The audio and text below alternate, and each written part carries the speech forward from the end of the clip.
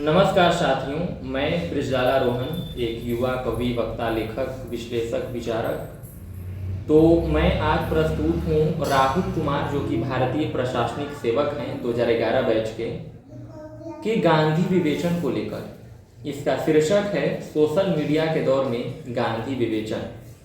तो हम इस लेख के माध्यम से, इस आलेख के माध्यम से जानेंगे महात्मा गांधी के बारे में, उनकी विशेषताओं के बारे में और हमारे दृष्टिकोण के बारे में कि गांधी को समझने के दृष्टिकोण से भारतीयों के जीवन में प्रायः 3 चरण होते हैं। पहला प्राथमिक चरण होता है। प्राथमिक एवं माध्यमिक कक्षाओं में पाठ्यक्रम के हिस्से के रूप में गांधी एवं अन्य स्वतंत्रता सेनानियों के बारे में लगातार पढ़कर उनके प्रति आदर एवं श्रद्धा के भाव पनपते हैं, किंतु वह उम्र विश्लेषण की नहीं होती। पढ़ाया जाता है, हम पढ़ते हैं, हमारी स्मृति एवं संस्कार का निर्माण होता है और सभी राष्ट्रीय नायक उस बाल स्मृति संस्कार में जगमगाते सितारों की तरह विराजमान होते हैं। दूसरी अवस्था किशोरावस्था या आरंभिक युवा अवस्था एक अजीब सी बेसब्री एवं विरोधी तेवर की अवस्था होती है। इस चरण में विशेष विचारधारा द्वारा दुष्प्रचारित एवं अब फेसबुक, व्हाट्सएप, यूनिवर्सिटी के फॉरवर्ड पर आधारित ज्ञान की वजह से देश समाज की हर समस्या का कारण गांधी जी को मानने का फैशन सा हो गया है। देश के विभाजन का जिम्मेदार गांधी, भगत सिंह को फांसी को न रोकने का कसूरवार गांधी, गांधी न होते तो क्रांतिकारी बहुत पहले देश को आजाद करा चुके होते, आदि आदि। ऐसे न जाने कितने ही कपोल रूमानी और बदहवास कुतर्क देश के नुक्कड़ चौराहों पर चिर निरंतर बहस में शामिल होकर इतिहास की धारा को मोड़ने की कोशिश में लगे हैं। तीसरा जो समय है वह समय बीतता है, उम्र बढ़ती है, बाल्य मन की श्रद्धा और किशोर रूमानियत पीछे छूटती है, तर्क और विश्लेषण की कसौटी पर सारे नायक कसे जाते हैं और तब हम गांधी को थोड़ा और बेहतर समझ पाते हैं।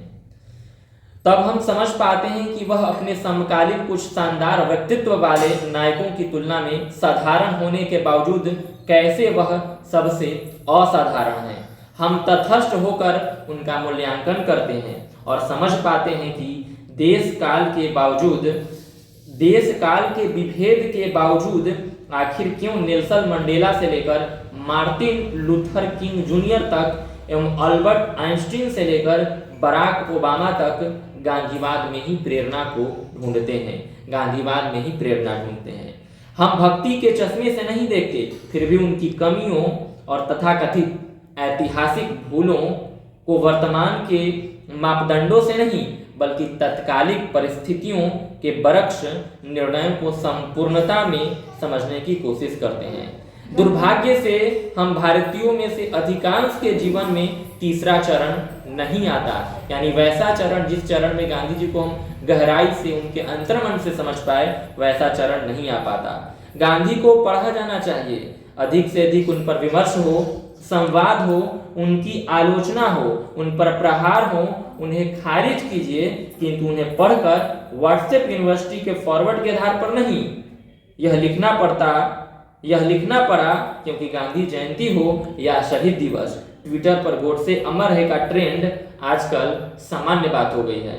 तो गांधी जी के बारे में यह आलेख है, यह जो सामयिक आलेख है, इसके प्रणेता राहुल कुमार जो है जीविका के मुख्य कार्यपालक पदाधिकारी बिहार जीविका के हैं और मनरेगा के आयुक्त के साथ ही मिशन LSBA तथा मिशन जल जीवन हरियाली के निदेशक भी हैं।